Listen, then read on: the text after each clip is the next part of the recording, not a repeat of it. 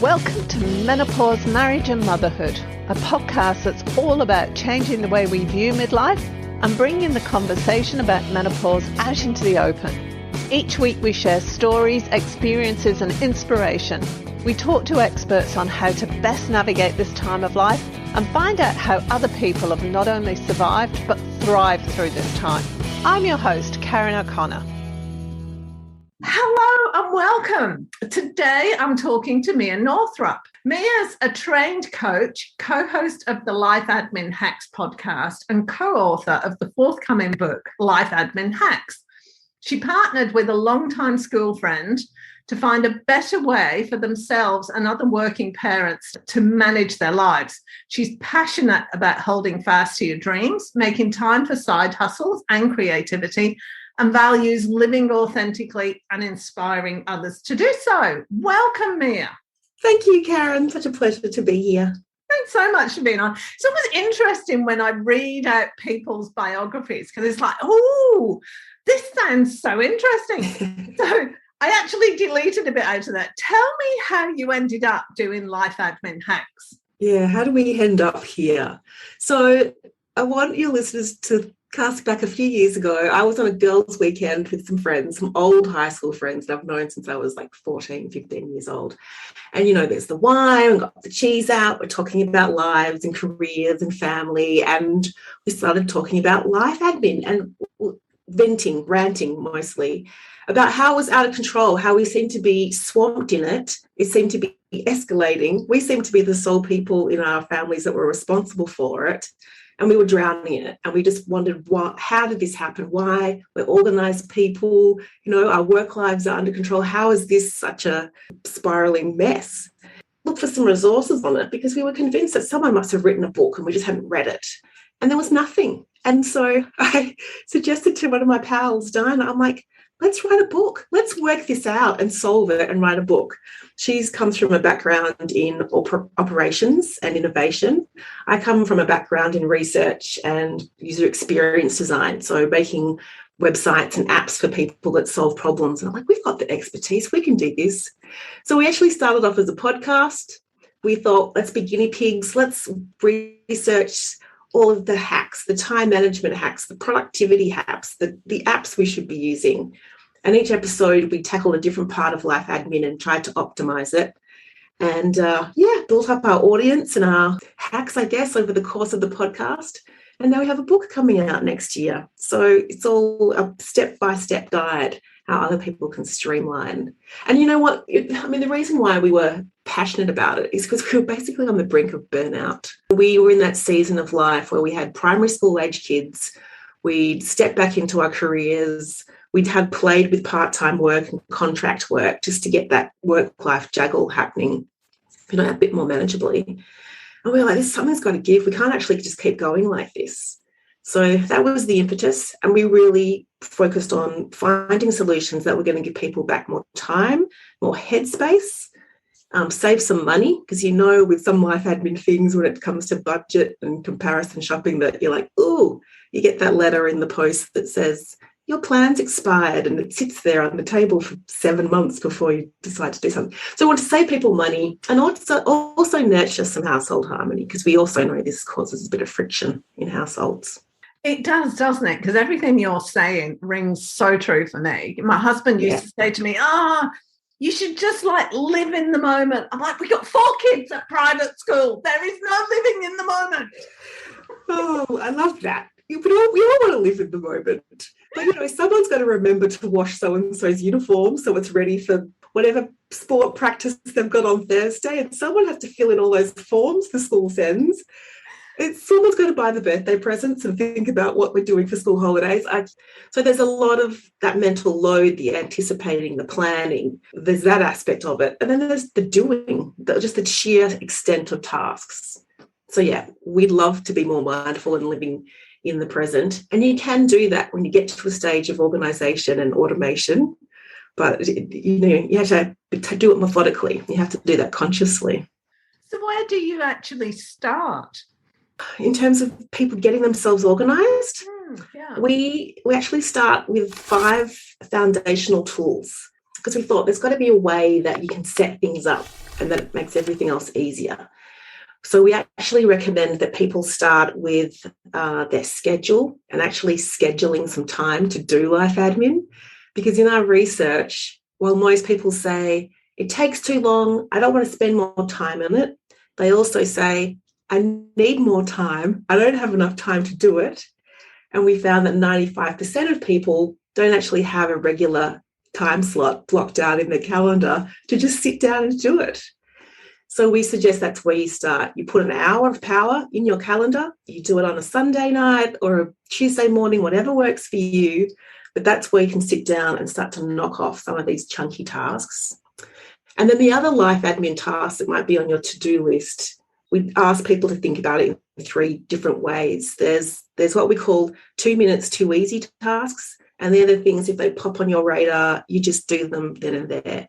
So if you get in your email and there's something that requires you to just pay a quick bill or fill in a form quickly, instead of letting that email inbox just stack up and those little red numbers get scarier and scarier, just do it then. And then it's done and you don't have to think about it. So there's the 2 minutes too easy at the other end of the hour of power. And then in the middle, you've got your 10 minutes time killers.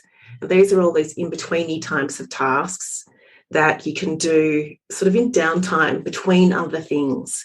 And there might be during that time when you might grab your phone and do a bit of zombie scrolling on Instagram or Facebook or something. Instead, do something a little bit more restorative or productive, or just knock over a little task.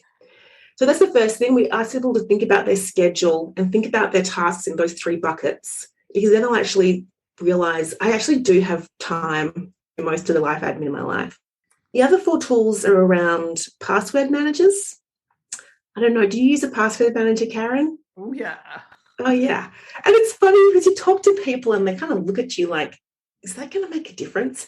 But they're quite game-changing. You just do not realise how much time you spend logging into forms, filling out forms. When you have a password manager, that's all automated. It just beautifully fills it out for you, pre-fills a lot of forms for you, and you can do things on the go. So if you're not at home and someone asks for something for you, have to access something, you can just log in and get it done. It is one of those game-changing things. You can't imagine how it's going to impact you until you actually take it in. So password manager is another one. To-do lists. A lot of people have to-do lists in their work life.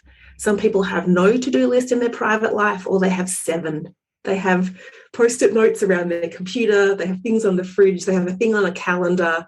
They'll have something on their phone. Like, it's just kind of a mess. And when they look at the list, there might be a mix of tasks in there, but there's usually also just movies you want to watch or books you want to see. Like, it's just a bit of a mishmash. So we ask people to have a look at their to-do list, the apps that they're using. Having that single source of truth makes a massive difference. And again, being able to take it with you, having something digital makes a big difference rather than relying on all sorts of various paper sources. And now I've forgotten my other list. Hang on. I could literally just written a book about this. And you think I'm just fully blanked on my other tools, so you can edit all this bit out. Hang on. Sorry, I should have had this in front of me. Oh, I'm going to leave this in because I was just doing a recording with somebody. She talks about, she's actually got this online shop that sells sex toys for older women and men. And she was saying that she'd gone to this, it must have been like what is it called? You know, one of those parties where they sell sex things. She said, and it was really tacky. And so later on in the podcast, I said, oh, yeah, we used to all go to sex parties, like when everybody was getting married 20, 30 years ago. And then she picked up that conversation and she said, yeah, I hadn't realised that there was sex out of marriage until a few years ago. And I'm like, I'm talking about like Tupperware kind of parties. Yes. Never done one of them. Okay, whoops. Hilarious. Hilarious. Yeah. A bit more revealing than you intended to. So the other 2 things are going paperless. So setting up direct debits, moving all your communications with all of the organisations that are sending you letters all the time, moving it all online. So you're getting just emails or texts and can file things digitally, get rid of all that paper clutter. It's incredibly liberating. And then finally, some kind of budgeting, some kind of monitoring of your spending. And what that does, if you get on top of that early, it allows you to decide or to know whether you actually need to bother spending time comparison shopping or where you should actually focus your comparison shopping. So if you've got things like private health insurance or a mortgage or broadband and mobile phone bills, if you get up close and personal with how much you're actually spending in those areas, then when you get that envelope that says your contract has expired, or even before then, you can decide, you know what, we really need to bring our costs down here. They're uncompetitive. So this is something that I'm going to spend time doing. On the flip side, if your focus isn't on saving money and you realize you've got a little bit of spare cash, you can decide what you're going to outsource, which is also very important for women in a certain season who are trying to do everything. Like, embrace outsourcing, let go of some of the guilt and the shoulds that often accompany what we think we should have on our plate, and ship that out to people who can do it better or faster or enjoy it more, or could possibly even do it cheaper than if we did it ourselves. That's where you start. Scheduling, passwords, going paperless, lists and budgeting. It's interesting you say that about going paperless, because my husband is, where's the paperwork for this? Well, you had an email about it. Yeah. And he's still the old-fashioned, he wants to file it, but it's me that did the filing. So I'm like, yes. I don't want to do this anymore. I get it. There's some reassurance in having the hard copy of something. It's like some proof. Yeah. But like, everything is digital and you can always print it out. It's easier to just file things digitally. Or for some things, stop filing, because you can log into the My Account section of whichever provider you might be needing to deal with, and there'll be the billing history, there'll be the usage history. It's all sitting there. And if you need something, you can print it out. So yeah, I recognise going paperless, for me, the biggie was actually the direct debits, setting up direct debits for everything, so I didn't have to pay bills. I felt very nervous about that. And I think working in digital design, working in user experience design, where I've sat on projects for big telcos whose names I won't mention, and they're talking about their My Account section and how the billing works, and you are like, oh, red flags, alarm bells. And so I was like, I don't actually trust them to get this right. But then when I sit back and look at all the billing that's happened in the last however many years that I've had it up, if there's anything weird that pops up, it's either resolved in 24 hours, but for 95% of the time there are no issues. It's actually been fine. And it's saved me so much time instead of getting that monthly or that quarterly bill, opening it, physically going on, doing the payment. Like, none of that happens. I basically don't get any envelopes anymore. I don't get any mail, really, at all. It's welcome. Now I feel like a teenager sometimes, like, oh, got a letter. No, what's this? Oh, it's from the ATO. Damn. Yeah. I do get that. It is a shift, but you just got to treat some of these things as an experiment. You're like, oh, I'll give it a go, see what happens. And you'll probably find that, oh my God, I've saved myself so much time. This was totally worth what I thought was going to be a risk. It's interesting that password manager's in there. I mean, I use a password manager because twice my computer's died and taken all my passwords with it. And that was why I started using it. But I didn't even think of the impact until you just mentioned it then, because, I have it on my phone. I have it on my laptop. I can access, safe notes. It holds all my credit card details, so I can just fill everything in and my address and everything. Saves so much time. It does. And it's an enabler of going paperless. So once you have all your passwords for all your providers, you can log in and get what you need, then going paper, they go hand in hand. And the other thing is, in the password manager, obviously you've got your passwords, but you can, they've got that secure vault where you can save all of that precious ID. So, I've got a copy of my passport in there and my license and my working with children's check. So if I need to do a 100-point ID check anywhere, I'm ready to go. But also all the other form filling data that you use, especially when you have kids and you fill in the same forms for school or extracurricular. It's like, who's their emergency contact? What's the closest doctor? What's their Centrelink CRN number? All of those numbers, you can put all of that in your password manager. So you can just access it and you can fill out forms very quickly. Form filling. It's all about the form filling, Garen. I'm just thinking back to those myriad of permission slips that I had to fill in. And particularly when they were going on annual camp or something like that. And there'd be like 12 pages of information. Same information every time. Yeah, give it to me on a PDF so I can fill it in online. That's it. Some schools digitise and they'll start capturing that, and they'll like send you a form where most of it's pre-filled and all you have to check on it, just glance at it and check that it's okay. My school's not there yet. It's very much, here's another form to fill in. So it's handy to have all of that with you, so you can do it when you're sitting in a queue somewhere waiting for something and a thing comes in, you can fill it out in that downtime. It becomes a 2 minutes too easy or a 10-minute time killer kind of task. It's a great idea to have like your driver's license and passport and stuff in there. I hadn't even thought of that, but that is great, because the number of times you got to fill your driver's license number in or whatever online, and you got to go searching for it. That's it. And it's also that handy backup. So if you're worried about documents, there's original documents. They might be at home in a filing cabinet. You should have them in a safe, ideally, but having a digital version somewhere that's fully encrypted, that has that multi-factor authentication behind it so you know it's secure, is just good in terms of protecting those precious documents. And I want to say to people, like, Diane and I didn't start out passionate about anything that I've just talked about. Like, it's not like we're like admin boffins. This was purely out of necessity. And we've learned a lot. I guess the idea was we'll do all the research, we'll crawl down the rabbit hole so you don't have to. We'll just tell you, just do this. This will sort you out. But some people are like, oh my God, you must be so into this. And I'm like, no, we did it because we didn't want to spend any more time than we had to. We just looked on shortcuts. Tell us the shortcuts. So I'm telling everyone the shortcuts now. What made the biggest difference for you? The biggest difference? Going paperless for sure. It did save so much time. And I tell you, it relieved that the physical clutter of all the paper and the folders. So I had this little in tray on my desk that was usually full. It was very, I don't know, I liked where I was going with that, but it was always too full. It wasn't very efficient.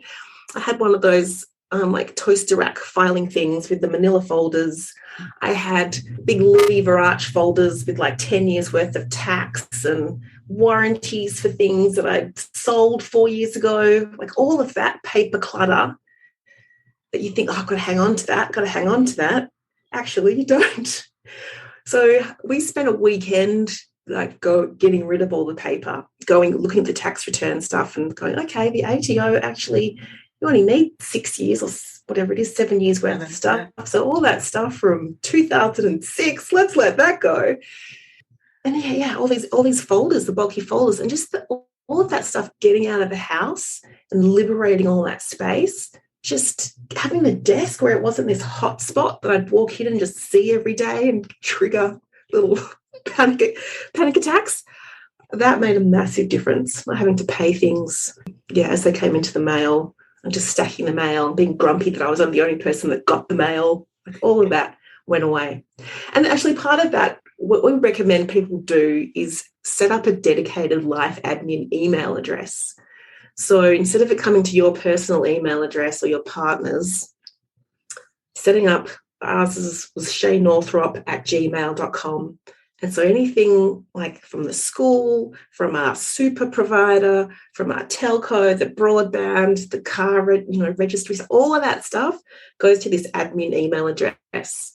And so it was out of my personal address. I could dip into the admin email address when I had my hour of power, deal with whatever was in there, or my partner could sort of divvy up who was going to look at what.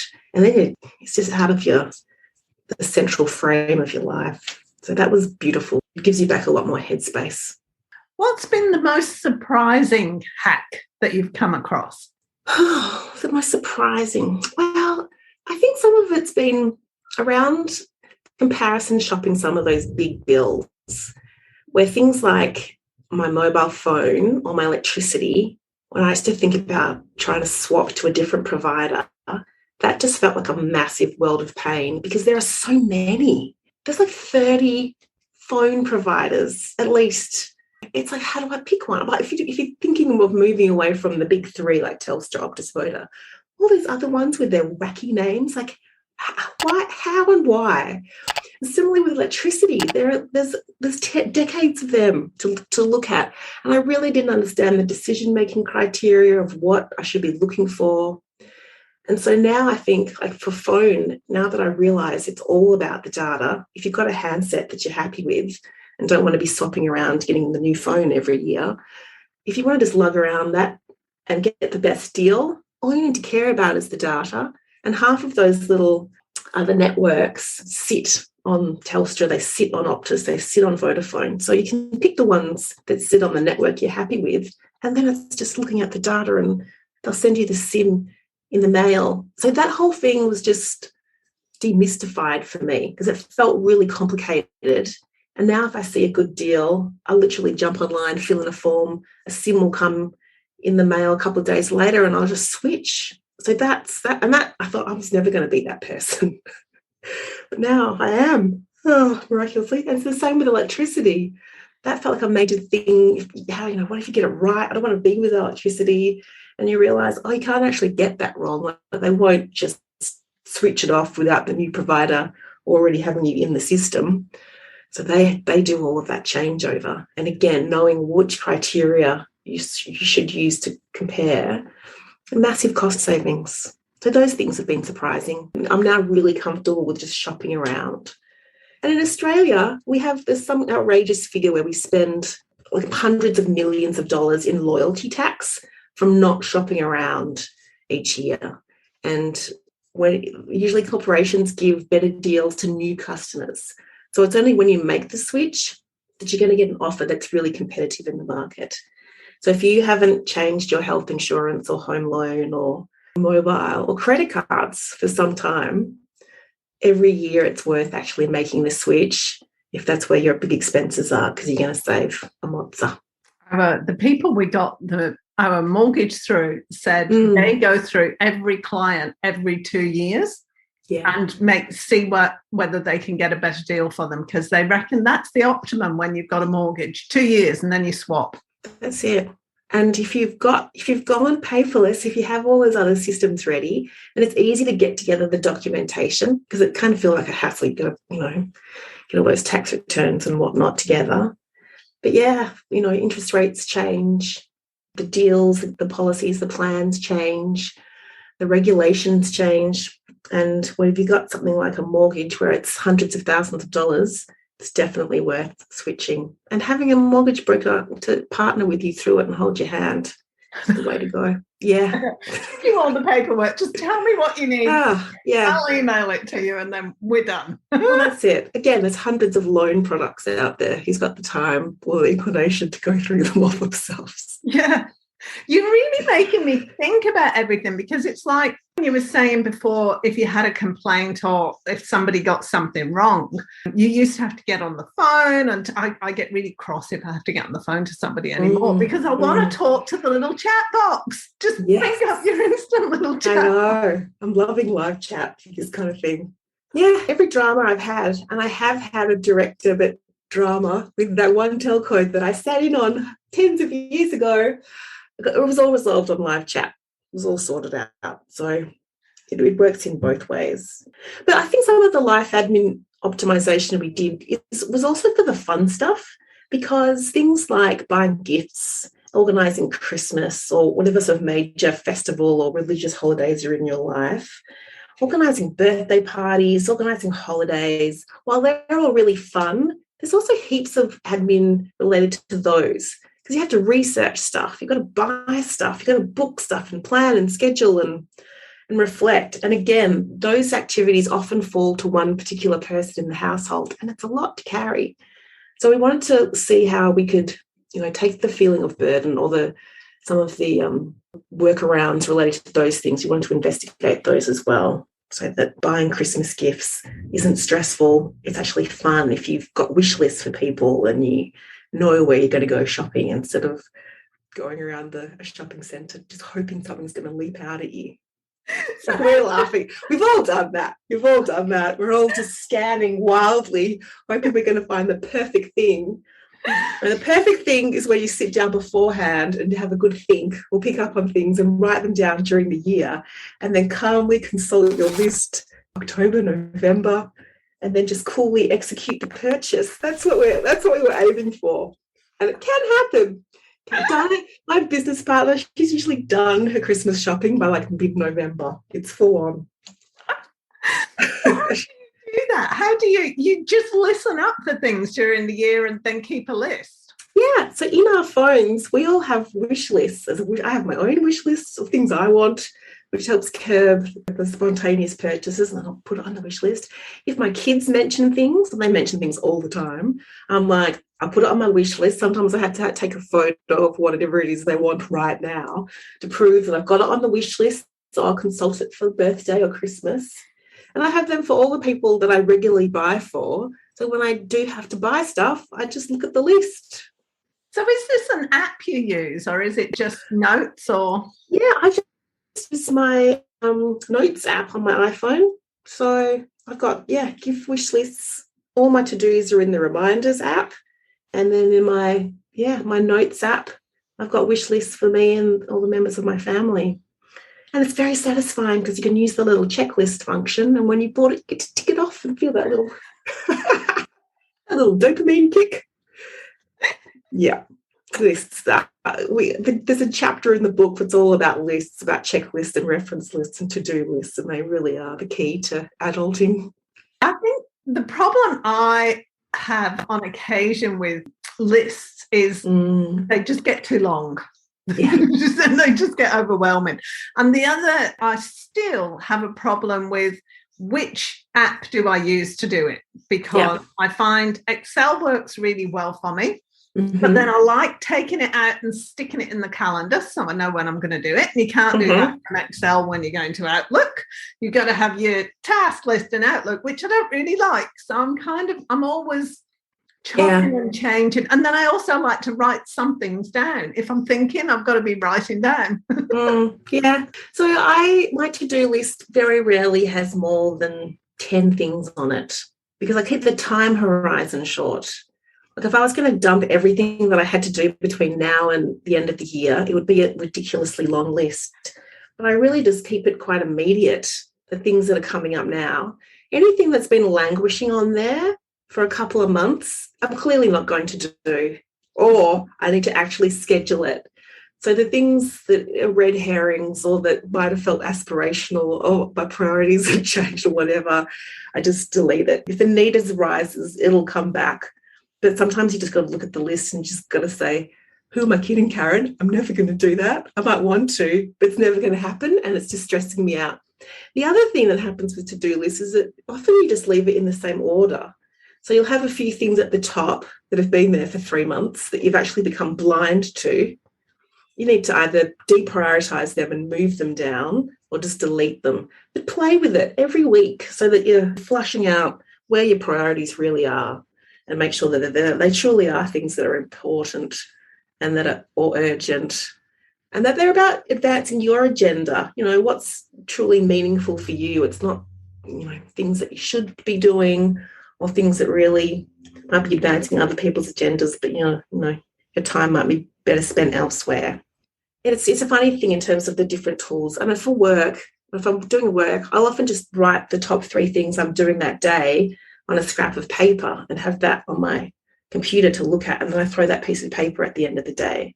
But when it comes to life admin, I do like my reminders app, and I particularly like it because you can use the voice assistant, you can use Siri. So I've programmed, how you can change your Siri voice. My Siri is some English man that sounds like a butler. He sounds like Paul Bettany, the actor. And so when I'm driving and something occurs to me as it's something for my to-do list, I can just say, hey, Siri, and he'll add a reminder to my to-do list. You can also add a reminder, like a task that will nudge you at a certain time and date. So you can put times and dates around it. You can put locations on it. So if I'm driving past the pharmacy and I've got something on there that I've linked to the pharmacy to remind me I need to pop in, it'll pop up. You can actually attach them to people in your contacts. So if I need to remember to talk with Mum about Christmas plans and I've got a to-do list item there and it says, remind me when I'm talking to Mum. So if I start messaging my mum or my mum calls me, that little reminder will pop up. Don't forget to talk to her about this. So the digital tools are very powerful once you kind of look under the hood. That's why I've tended to stay with the digital tools rather than go back to some of the paper-based ways. How long have you been doing this now? 2018, we started the podcast. And really, we did a lot of research to begin with to start thinking about what should those foundations be? Where should we start? And once we got the things like the schedule and the passwords and the lists all sorted, it just made all the other aspects of life admin easier. So we divvied it up to sort of those foundational tools.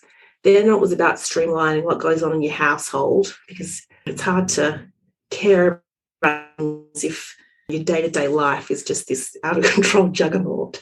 So it was about decluttering and meal planning and the kids' logistics and outsourcing some stuff. Then we thought about sort of getting your personal affairs in order for that peace of mind factor, because neither of us had up-to-date wills or powers of attorney, those kinds of things. So many people don't have wills. Super, are we on the right super plan? Do we have the right life insurances? Well, have we had the right health checks for our age and stage? Again, women of a certain season, they're busy looking after everybody else. And it's very easy to let your own health needs slip through the cracks or sort of deprioritise or neglect yourself in that way. So dialing up the self-care, getting those personal affairs sorted. Then we focused on the comparison shopping, all of those bills, because that's all the envelopes, that's all the emails, getting that under control, and then finally focusing on the fun. So it's those 4 aspects. So there's that everyday life admin that hums along that just needs to be kept in control. And then there's the life events that happen, and they trigger their own life admin. So if you're moving house or changing jobs or have a baby, all those life events have their own little life admin catalysts, and it's easier to deal with those if you have your everyday life admin already humming. So where to now for you? You've got this book that's coming out. Tell us about that. So the book comes out in January 2022. And I'm very excited to be able to give that to people, because while we have the podcast, you've got to listen to it and take notes or see the show notes if you want to remember how to approach things.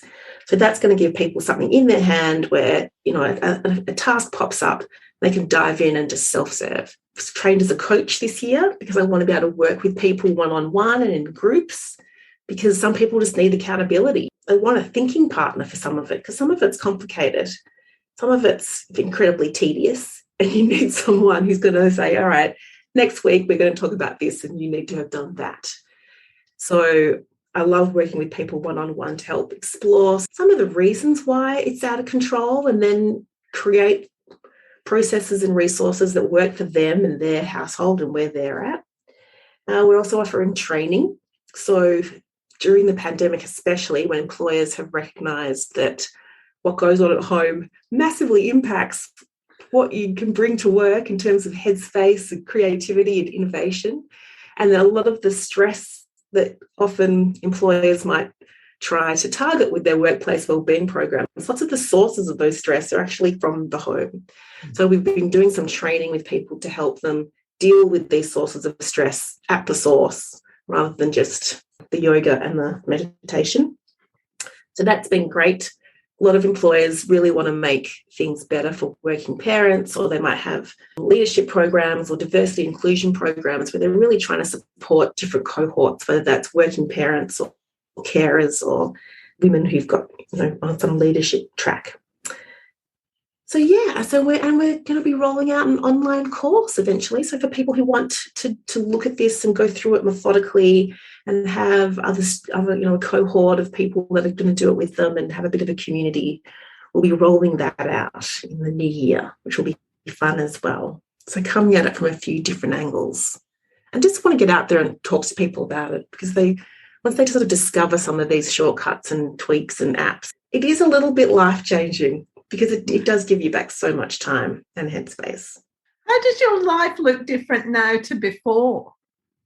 Oh, unless I'm thinking about this for work purposes, I'm not thinking about life admin. I don't lay in bed thinking, I have so much to do and I have no idea how I'm going to get it all, or I'm seething with anger because I'm doing everything and it's unfair and I don't know how to share it. That's another major aspect of the book. With every topic, we explain how to share it, what tools and what approaches will help you share the responsibility. So I used to be very angry and very stressed, Karen, and now I'm not, which is good, isn't it? I don't know if you've read Harriet Lerner. She's this American author and academic. She wrote The Dance of Anger and The Dance of Connection. I heard about her from a Brene Brown podcast, and I read The Dance of Anger, which is brilliant. I think if anyone's got a relationship where they're unhappy with the load and feel angry about the lack of quality in terms of who's doing what around the house, I highly suggest you read this. She talks about patterns of underfunctioning and overfunctioning in relationships. And the overfunctioner is someone who fixes things, rescues, takes on the load. And when it comes to life admin, we see, especially in heterosexual relationships, a lot of women overfunctioning, essentially. And then there's the underfunctioner kind of role where they're either getting railroaded or they sort of adopt a lazy, incompetent stance. They might not be lazy, incompetent, but in terms of the dynamic around something like life admin, these entrenched roles manifest. And so she talks about how to recognize who's playing what role in your relationship and how you might have got there, and essentially how to break that dance, just get out of it so that you can both contribute to the topic, you can share the load. That was a bit of an eye-opening read for both Dinah and I, and it really influenced what we put in the book and how we thought about things like standards. So when you're trying to share tasks and you've got a personal standard of how that task should be executed, if you want someone else to do it, you might need to let go of your very, very high standards and see the bigger picture. So Harriet Lerner does a great job at things like that. And I've really tuned into whether I'm overfunctioning or underfunctioning all over the place now that I know about things like that. That's fantastic. So all of the links that we've spoken about will be on the webpage that goes with this podcast. Thank you so much, Mia. I really enjoyed that. There's so much information. I feel like I just a bit of a fire hose. But thank you, Karen. I'm really glad to get this message out to your listeners because I'm sure a lot of them, a perimenopausal phase of life is kind of when all this happens, when all this goes next level. So this kind of, I'm sure that people will hopefully find some pearls of wisdom in here. Oh, I'm sure they will. Yeah, thank you. Because it doesn't actually, you think, the kids get older and it's going to get easier. It actually doesn't change. You still got the same amount of things that you need to do. It's bizarre. I had one child that went off to boarding school and I thought, okay, I've only got 3 at home, make my life easier. No, it was actually more difficult. Because she'd be on the phone and I'd have to sit down and stop what I was doing and talk to her on the phone. And that was an hour and a half out of my day, every day, sometimes twice a day. Yeah. It's interesting. So really appreciate it. Thank you so much. And good luck with the book launch as well. Thank you. Thank you so much. It was a pleasure.